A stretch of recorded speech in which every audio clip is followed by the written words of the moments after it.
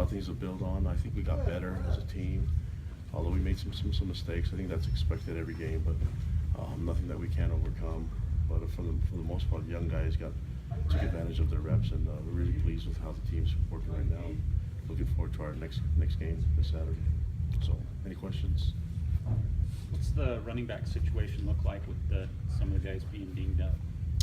Well, we'll see how Algie and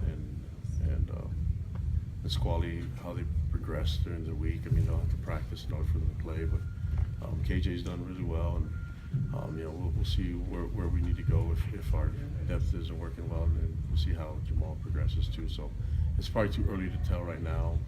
I think Ty will probably have more to say tomorrow, and maybe even more, from tomorrow and Wednesday. So it's too tough for me to tell him to really predict right now. Did any of those guys practice today? Who's that? The running backs? Yeah. No, not Squally or Algie, but it was more like this late in the season, it was more like a walkthrough type of practice anyway. So it wasn't more of a mental thing than anything else, making corrections and all that stuff. But we've had guys not practice on Monday and be fine on the next day. So I think we try to take advantage of the recovery time, especially the time that we had the game ending. Before the sun actually set, we were able to take advantage of having some time to recover the next 2 days and try to make this another day that they can get healthy. Was Algie an injury that happened during the Southern Utah game, or was it something that happened before that? Yeah, it was pretty early, and he just kept trying to go through it, and just wasn't able to go through, to finish it. But it just happens every game, when you have got a bunch of guys that hit, and eventually guys get dinged up a little bit. It's not. I don't think it's anything too alarming, but I think that Algie and Squally will be fine, and then we'll just see how Jamal, how he's going from last week to now. You credited SUU's defensive front for doing some good things. Mm-hmm. Were you displeased with how the offensive line did? Because it seemed like at times they weren't able to get much of a push or able to open up a lot of holes. Well, not a lot of people did get a push on this defensive line for a long time. I mean, it's I think them being so stout in the run, we had to find other ways to move the ball, and throwing the ball was something that was probably a little bit more effective, especially with how much they're stuffing the run, and they were doing a lot of different things up front as far as pinching the gaps and basically baiting us into throwing the ball, and so we had to respond to throw. I thought we did enough with the run to make them keep them honest, but I don't think there was anything that was overpowering.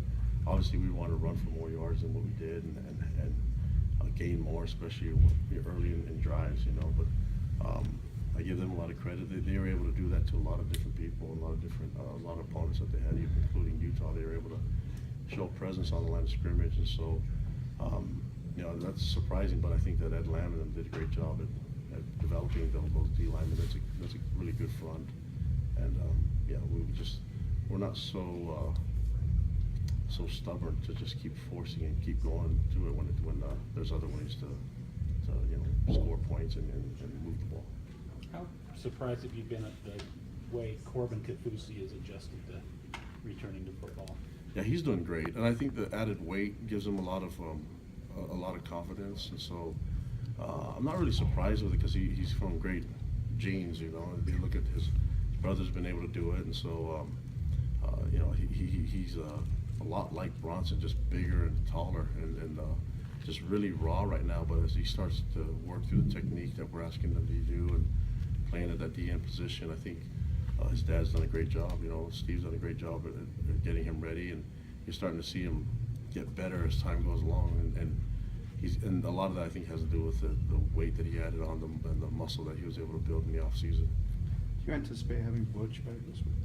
I hope so. Yeah, he's been pretty banged up the last few weeks since he tried to come back, and I don't think it's ever really helped him get healthy, get better to being 100%. So, I don't know why we would keep doing it. It's kind of the same thing happened with Troy. That we want to see these guys can play a little banged up, but if it stops their progression of getting back to 100%, then we need to make a decision. And we did that with Troy, and we did that with Butch, and hopefully we get him back this week. How did Harvey do playing him? Did a great job. Harvey's got a great motor, and he picked it up. It wasn't anything brand new to him, and I still think he's got the motor and the speed and the body type for the outside backer position, D end. But he's smart and he has a lot of experience in middle backer that we're able to utilize him there. And he had one negative, and that was it. But it was the missed tackle on third down that they broke it for a long. I mean, I can't remember who it was that actually receiver that caught that ball, but he actually popped up and ran downfield and should have recovered the fumble. So it's two negatives: the missed tackle and the missed recovered fumble. So, but other than that, he played a solid game and he's physical and he had all the guys lined up right and just really good football player. How do you think the defensive line has played as a whole and has adjusted to the 4-3 front scheme? They're a lot better now. We feel. I was talking to Elisa about it. That we feel really good with the players that are in there. I mean, it's unfortunate with some of the injuries that we had, especially with Travis. But just seeing these guys just buy into the technique that we're asking them to do, and it's starting to become a lot more comfortable for them. And you're seeing it in the way that they're closing the gaps in the run game. It's been inconsistent a little bit earlier in the season, but I think now it's almost become like a natural thing for them, and it just took all that time and all that game time for them to get it, because I mean we had a lot of young guys too. So I'm really excited about the future with the D tackle position. Not to compare, but did you see the Utah Arizona State game and how Utah had the record for tackles for loss and Dimmick had 5 sacks? Is that kind of what you'd like to see happen here? Of course, yeah. I'd love to see one of our guys get 5 sacks in the game and get disruptive plays, because it creates turnovers and allows you, gives you a better chance to win games. And so, yeah, I watched the game. I thought it was a great defensive scheme, and started a little slow, but yeah, they did a great job. So, Speaking of turnovers, talk about Eric's interception going up one-handed. You've had some guys make some pretty impressive picks. yeah, and Eric's a great athlete, and so it didn't surprise me.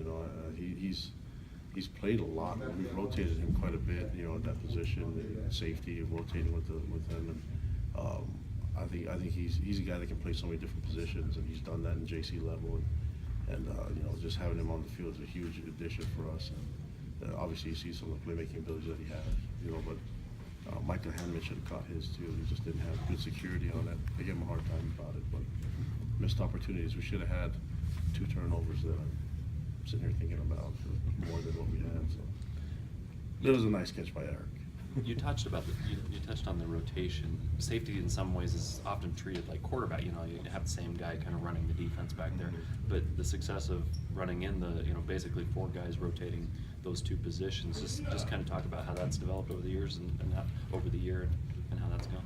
Yeah, I mean, obviously we with some of the high-powered and the tempo offense that we see, you're going to need more than just 11 guys on defense, and I trust Ed Lamb and his rotation, and obviously we like to have Kai and Micah be in the game the entire time, but there's times that they get tired, and it's difficult to say that them at 70% is better than Eric at 100%, and so being able to balance that out, I think Ed's done a great job where you don't really see them miss a beat much, when they're in there, and so it's huge for us, and that kind of taps into our depth, and that's something that when you look at and you're trying to establish a program, everyone's going to test your depth a little bit. So if we keep recruiting and developing players to get better depth, we should be able to do that in every position. Kalani, what's gone into starting both Troy Warner and Diane Lake over Michael Davis the last couple of weeks? They deserve it. They won the spot. We compete every week, for spots, and then that position is no different. That's just all. That's just how we look at it, and Mike Davis plays a lot. He's in the rotation. I think you saw those. You see those names. It's always been Troy Warner, Mike Davis, Diane Lake. You saw Mike Shelton this last weekend. He's finally been healthy, 100%. You're seeing other guys, McChesney before he got hurt, and Isaiah Armstrong. So we're always going to need those corners, especially those guys cover so much ground. And with all the man-to-man coverage that we ask our corners to do, it gasses you. So the starting position is just whoever we think is the best one to start the game. But when you look at the reps, it kind of evens itself out. Being now bowl eligible, do you care at all about who you play? I know there's a small possibility it could be a rematch with BYU. No, I don't care. I mean, I just trying to. I think that's like so far away from now. I'm glad that we can make plans for San Diego, and we're excited about the game on the 21st in December. But other than that, the opponents, we'll just respect the whole process of the season, meaning focusing on UMass right now, and you know, just going from there. But it's good to know that that's the date that we're going to, and that whoever we face, I'm sure it'll be a quality opponent. And I know there's some of the names out there, but we'll be honored to play all of them. What do you know about UMass? Well, they've been inconsistent a lot of the season. I mean, you saw them play some close games, and they've been able to actually score some points. And you know, they played some good teams, so I think they had an extra week to prepare for us, and that's always dangerous, especially dealing with gadgets and trick plays and stuff like that. And they had nothing to lose. They're coming to our place and playing our home, and they have nothing to lose other than just trying to play the best they can. And so we have to be ready. You know, we have to expect their best shot.